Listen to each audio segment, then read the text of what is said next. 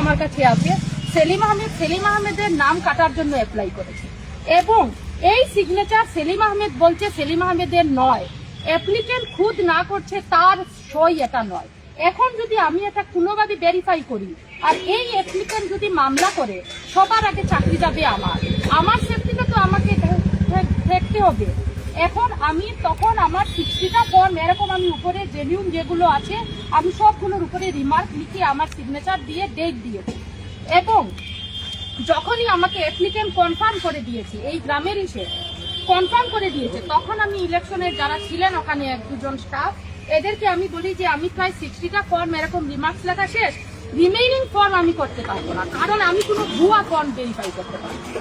Election office প্রমাণ করুক applicant এটা সত্যি, আমি রাত্রে একটা হলেও সমস্ত ফর্ম করে দিয়ে যাব। আমি বিএলও, আমার উপর যত ডিউটি আসবে সমস্ত ডিউটি রাত দিন হলেও আমি করবো। এর আগে এসআরের সময়ও আমি রাত্রে 8টা অবধি আমার গ্রামে মানুষের বাড়ি বাড়ি গিয়ে করে এনেছি এবং এই জেলাতে বোধ হয় আমাদের বিএলএ কে যখনই কোনো কাজ যখনই যা আসছে সবার আগে আমি কমপ্লিট করে ইলেকশন অফিসে দিই। আমার এই কাজ করতে কোনো অসুবিধা নেই, কিন্তু এমপ্লয়ি হিসাবে আমার সেফটির ব্যাপার তো আছে। এই গ্রামের স্কুলে আমি যাব, মানুষ যদি আমাকে ধরে বেঁধে রাখে, মানুষ যদি আমাকে মারে, আমার উপর যদি মামলা করা হয়, আমি তখন কি করব? তখন ইলেকশন অফিসে ফোন করলাম আমি, মানে ওদের স্টাফদের বললাম যে এই ফর্ম রিমেইনিং ফর্ম আমার পক্ষে ভুয়া ফর্ম ভেরিফাই করা অসম্ভব আমার পক্ষে। তখন এরা বলে না এটা তো করতেই হবে। তখন এরা বললো না আচ্ছা আমরা তাহলে ইলেকশন অফিসে আমরা দৃঢ়ব্রতের সঙ্গে আপনি একটু ফোনে কথা বলুন। হ্যাঁ, তখন আমি বললাম আচ্ছা আপনি স্পিকারে ফোন দিন, আমি কথা বলছি। উনি ইলেকশন অফিসের এমপ্লয়ি, উনি এই বিষয়গুলো অনলাইন বিষয়গুলো উনি দেখেন, সম্ভবত উনিই দেখেন। হ্যাঁ, উনি এগুলোর দায়িত্বে আমাদের যেগুলো গুগল মিট যেগুলো হয় সব উনি করান। তো তখন বীরব্রত আমাকে ফোনে বলেন আপনাকে এটা করতেই হবে, আমি তো সকালে বলে এসেছি আপনাকে যে অ্যাপ্লিকেন্ট যেই হোক, অ্যাপ্লিকেন্ট ভুয়া হোক যেই হোক, আপনি উপরে ভেরিফাই করে রেখে দিন না, এগুলো জেনিউন করে। শুধু অবজেক্টিভ দেখতে হবে, অ্যাপ্লিকেন্ট না। আপনাকে শুধু অবজেক্টিভ দেখতে হবে, অ্যাপ্লিকেন্ট নয়। আমার কাছে এটা এভিডেন্সও আছে।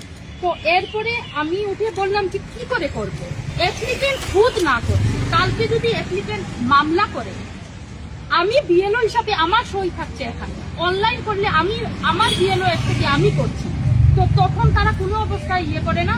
তো তখন আমি বলেছি যে আমার পক্ষে অসম্ভব, আমি একটা ভুয়া ফর্ম আমি ভেরিফাই করবো না।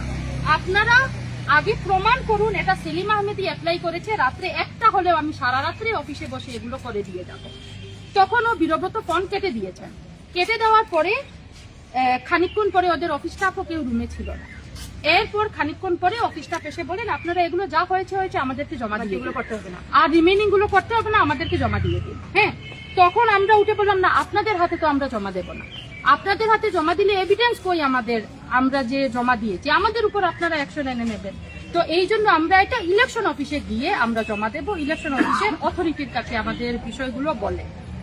এবং 2 নম্বর আরেকটা বিষয় হলো আমরা মহিলা এমপ্লয়ি, মহিলাদের শারীরিক হাজার রকমের সমস্যা থাকে। সকাল থেকে আমাদের জেলা গ্রন্থাগারের একটা রুমে কোনো টেবিল নেই, চেয়ারের মধ্যে কুকুরে বসে এতগুলো ফর্মের সঙ্গে মিলানোর জন্য ফাইল সঙ্গে statement, date list, shifted list সব চেয়ারের উপরে রেখে বসে উবু হয়ে আমরা সকাল থেকে 11টার সময় আমরা উঠেছি, 11টার সময় আমরা এসেছি জেলা গ্রন্থাগারে। আর এখন হলো গিয়ে আপনারা এখন এত সময় ধরে একটা ফোঁটা জল না, একটা ফোঁটা চা না, আমরা যে এই কাগজগুলো রেখে বেরিয়ে গিয়ে একটা চা খাবো সেই সুযোগও আমরা নেই। তো এটাই অনুরোধ ইলেকশন কমিশনের কাছে যে তাদের যে এমপ্লয়িরা আছে, যে ফিল্ড লেভেল ওয়ার্কার বিএলওরা আছে, এরা এদের স্কুল ডিউটি ছেড়ে অনেক সমস্যা করে এইগুলো কাজ করছে, অন্তত এদের একটা হেলদি ওয়ার্ক এনভায়রনমেন্ট হোক দেওয়া। যে আজকে যদি একটা চেয়ার টেবিল থাকতো আমাদের হয়তো শারীরিকভাবে এই অসুবিধাগুলো হতো না। আজকে যদি এইরকম ভুয়া অ্যাপ্লিকেশন ফর্ম অ্যাপ্লিকেন্ট না করছে তাহলে তো ভুয়াই এটা। এগুলো যদি আমাদের কাছে না আসে, আমরা যদি ভেরিফাই না করি, আমাদের লাইফ রিস্কও আসে না। একটা ডিপার্টমেন্টের এমপ্লয়ীদের সুরক্ষা ডিপার্টমেন্ট দেখবে, এমপ্লয়ীদের ফিজিক্যাল হ্যারাসমেন্ট হোক আর তার যে কোনো রকমের সেফটি সেই ডিপার্টমেন্ট দেখবে। এখন আমরা যে ডিপার্টমেন্টের হয়ে কাজ করছি সেই রাত দিন এক করে আমরা গ্রামে, আমাদের সকলেরই শহরে ঘর, অথচ আমাদের স্কুল গ্রামে, সেই গ্রামের স্কুলে আমাদের স্কুলের বিএলও আমরা এলাকা। তো আজকে যখন বিএলওরা এত রাত দিন এক করে সমস্ত কাজ করছে, সমস্ত ফিল্ড ওয়ার্ক করছে, এদের তো একটু তো মানুষের সমান মানে সম্মানের প্রয়োজন নেই, একটু সুবিধাটুকু দেওয়া তো উচিত। বিষয় হলো মানে আপনাদেরকে ইনভাইটেশন দেওয়া হয় ট্রেনিং এর জন্য, হ্যাঁ হ্যাঁ আমাদের কাছে হ্যাঁ আগে দেওয়া হয় ট্রেনিং এর জন্য, কিন্তু এখানে আনার পর কি করা হয় সেই বিষয়টা আমার এখানে আনার পরে আমাদের ট্রেনিং হয় কোন একজনের ট্রেনিং হয় না, আমাদেরকে ফর্ম হয় দেওয়া। ম্যাডাম একটা প্রশ্ন হইল গিয়া যে আপনারা যে ফর্মগুলা যে আপনার অবজেকশন আইছে এগুলো সব কিটা মাইনরিটি মানুষ নেই না অন্য মানুষও আছে? এখন দেখুন মাইনরিটি মানে রিলিজিয়াস মাইনরিটি নেই ইত্যাদি বিষয়ে আমি যাবই না। এখন এখানে এপিক নাম্বার আছে, ভোটারদের নাম আছে, একজন আমাদের নিয়ম কি হলো, আমাদের আইন কি বলে, ইলেকশন কমিশন কি বলে যে একজনও জেনিউন ভোটারের নাম বাদ যাবে না, আর একজনও যে জেনিউন নয় তার নাম ইনক্লুড হবে না। এখন আমাদেরকে যে ফর্ম দেওয়া হয় কোইন্সিডেন্টলি প্রত্যেকজন মানুষ জেনিউন ভোটার, সে ছেলে হতে পারে, মেয়ে হতে পারে, মুসলিম হতে পারে, থার্ড জেন্ডার হতে পারে, যে কেউ হতে পারে, কিন্তু সমস্ত মানুষ জেনিউন ভোটার এই অর্থে যে হাউস টু হাউস ভেরিফিকেশনে যাওয়ার পর যে স্টেটমেন্ট আমাদের দেওয়া হয়েছিল তাদের হোল্ডিং নাম্বার আর নামের এগেইনস্টে তাদের সিগনেচার আছে। সিগনেচার আছে মানে এই মানুষ এই গ্রামে এই ঘরে এই হোল্ডিং নাম্বারে আছে। তো এইগুলো আমাদেরকে জেনুইন ভোটারদের কিছু দিয়ে বলা হয়। প্রথমে বলা হয়েছিল গতকালকে অবধি এগুলো সব ফর্ম 7 অ্যাপ্লাই করে দিতে, যে কোনো কিছু ফর্ম 7 এ অ্যাপ্লাই হলেই এগুলোর যে নাম কেটে যাবে এরকম কোনো ব্যাপার নয়, এগুলোর হিয়ারিং হবে, আপনারা ফর্ম 7 অ্যাপ্লাই করে দিন। আপনাদের হাতে যেগুলো ফর্ম রয়েছে এক সম্প্রদায়ের মানুষের না অন্যান্য সম্প্রদায়ের মানুষের রয়েছে? এখানে এখন দেখা যাচ্ছে তো সেলিম আহমেদ অবজেকশন দিয়েছে যে এই কমপ্লেইনটা করেছে, আর যার নামে কমপ্লেইন দিয়েছে এরকম লিপি চৌধুরী, আহমেদ হাসান, আব্দুল কাইয়ুম, হ্যাঁ, এবং ওর নামেও দিয়েছে, সব নামই এরকম। আচ্ছা, এবং যে ম্যাডাম সেও সেলিম আহমেদ। যে ফর্ম যেটা দিয়ে ফর্মের কাজটা এই ফর্মের কাজ হলো অফলাইনের ফর্ম 7, মানে ফর্ম 7 এ অ্যাপ্লাই মানে আমি অবজেকশন করলাম এই মানুষ এই এলাকাতে থাকে না। এখন এটার কাজ হলো কি ভেরিফাই করা, এবং ভেরিফাই করে যেটা ঠিক এটা অ্যাপ্লাই করা। কিন্তু এখন বড় বিষয়টা যেটা হলো সব থেকে সন্দেহ আমাদের যেটাকে লিখেছে যে আমাদের এই একজন মানুষ 133টা ফর্ম অ্যাপ্লাই করছে এবং সে বলছে উঠে সে অ্যাপ্লাই করেই একজন মানুষ 133 ফর্ম অ্যাপ্লাই মানে আপনাদের হিসাবে সব জেনুইন মানুষ, মানে আমাদের হিসাবে নয়, অ্যাকর্ডিং টু কাগজ, অ্যাকর্ডিং টু ইলেকশন কমিশনের 2002 এর লিস্ট, সমস্ত লিস্ট, খসড়া লিস্ট, এবং হাউস টু হাউস ভেরিফিকেশনের সময়ে যে স্টেটমেন্ট আমাদেরকে দেওয়া হয়েছিল যেখানে মানুষের সিগনেচার আমরা এনেছি সেখানেও মানুষের সই দেওয়া। যারা মৃত ওদের আন্ডারে, সাপোজ ধরুন আমার বাবা মৃত, এখন আমার ঘরে বিয়লে আসার পর আমার বাবার নাম কাটানোর পর মৃত এখানে লেখা হয়েছে এবং এটা মৃত আইডেন্টিফাই করে আমি এখানে সিগনেচার দিয়েছি। শিফটেড যারা বিয়ের পরে চলে গেছে হাজবেন্ডের বাড়ি, এগুলো এরকম হয়েছে। আচ্ছা ম্যাডাম, ফর্মের মধ্যে আপনার কমপ্লেইনার একজন নাকি? কমপ্লেইনার একজন। অনলি ওই কোশ্চেনটা তো ম্যাটার।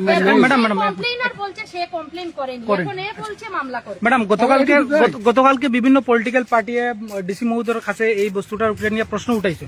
তাই কোশ্চেন যে এই কথাটা এই ধরনের বুয়া, যদি কোনো বিএলও এই ধরনের প্রমাণ সহ দিতে পারেন তাহলে তাই অন স্পট অ্যাকশন লইবা ডিসি মহোদয়। আজকে আমরা এক মিনিট আমার ভোটারের দায়িত্ব আমার, কারণ আমি এদের বাড়ি বাড়ি গিয়ে হাউস টু হাউস ভেরিফিকেশন করতে এসেছি। আমার ভোটারের যতটা ফর্ম এখানে আছে প্রত্যেকটা ভোটার হলো গিয়ে জেনুইন ভোটার, এবং যে অ্যাপ্লিকেন্ট সেলিম আহমেদ, আপনারা এখন সেলিম আহমেদকে ফোন করুন, ও অ্যাপ্লাই করেনি, ও বলছে আমাকে হুমকি দিচ্ছে, আমাকে আমার উপর, ও ম্যাডামের নাই স্যারেরও সেম ইস্যু, এফআইআর দেবে, মামলা করবে আমার উপরে। হ্যাঁ, তখন আমি একজন এমপ্লয়ি হিসাবে কি করব? আমি ম্যাডাম আরেকটা কথা হইল এখানে বর্তমান ইলেকশন কমিশনার এখানে আসুন ডিসি অফিসে, তাহলে আমরা চাইমু যে আপনারা যদি হয় তাহলে আপনারা ইলেকশন কমিশনার আসুন আর ডেপুটি কমিশনার আসুন, আপনারা এখানে গিয়ে এভিডেন্স সহ দিয়া দেন, এখন দিয়া দেন। এখন বর্তমান ইলেকশন কমিশনার আসুন, কেন শুনবে না? না ডিপার্টমেন্টাল ইলেকশনের ব্যাপার তো নাই। আপনি আপনার আমরা যখন বিএলও হিসাবে যখন আমাদের এই প্রবলেম, আমাদের সেফটির উপর প্রবলেম, যখন আমাদের কাছে দেওয়ালে পিঠ ঠেকানো, আমাদের কোনো অপশন নেই, আমাদের কাছে বলতেই হচ্ছে, এটা বলতেই হচ্ছে, এদের সঙ্গে ঝগড়া করতেই হচ্ছে, তো এই অবস্থায় যখন এসেছি তখন কালকে আমাদের উপর ডিপার্টমেন্টাল অ্যাকশন আনা হবে শিওর আমরা। তাহলে আপনারা ইলেকশন কমিশনার আছেন, যান এখন, Prepare আমরা সহযোগ করবো, আপনারা যান। action আনবে। যে কোনো ভাবে একটা জিনিস হচ্ছে departmental action ফরম আনবে। 7 যেটা ফরম 7 কেউ অবজেকশন করার পর বিএলও রেসপেক্টিভ ভোটারের এগেইনস্টে ভেরিফিকেশন করবে অন দ্য স্পট, কিন্তু এখানে কেন বলা হচ্ছে যে এখানে আপনারা নাম কেটে দেন? অফিসে এসে নাম কেটে দেবো। এটা তো হওয়ার কথা না। কালকে আমাদের ডিসি বলছেন যে বলা হয়নি। ডিসি বলছেন যে যাকে ফর্ম দেওয়া হবে ওর নামে নোটিশ ইস্যু হবে, ভেরিফিকেশন করবে বিএলও বা রেসপেক্টিভ পলিটিক্যাল পার্টি এখানে আরেকটা বিএলও বিষয় করবে, আছে। কিন্তু এখানে কেন করা হচ্ছে না এটা? সেকেন্ড আরেকটা কথা হচ্ছে মহিলাদের সুরক্ষার জন্য, মহিলাদের চাকরি সুরক্ষার জন্য সরকারের নির্ধারিত বা গভর্নমেন্টের আইন আছে যে এদের সুরক্ষিত করে এদের এই এনভায়রনমেন্টটা ঠিক করে তাদের চাকরি করতে হবে, কিন্তু এই ধরনের কোনো এনভায়রনমেন্ট কেন নাই? সেগুলো আপনারা ইলেকশন কমিশনার এখানে আছেন, কেন ভায়োলেশন করছেন ইনি? সেই আইনটা কেন মহিলাদের সুরক্ষার আইন, মহিলাদের সেফটি, এখানে সব ধরনের ব্যবস্থা থাকতে হবে মহিলাদের চাকরি ক্ষেত্রে, এখানে কেন হচ্ছে না? এগুলি আপনারা তুলতে পারেন। যেহেতু ডিসি বা ইলেকশন অফিসার হাইয়েস্ট অফিসার এখানে আছেন, ইলেকশন কমিশনার, আমরা চাইবো যে আপনারা ওনাদের কাছেও সেই জিনিসটা জানান, কারণ উনি এখানে এসে যদি এই ধরনের কমপ্লেন না জানেন তাহলে তো বুঝবেন সবকিছু ঠিক আছে। আরেকটা বিষয় হলো গিয়ে যে এটা যে তারা ভাই করবেন, আশ্চর্য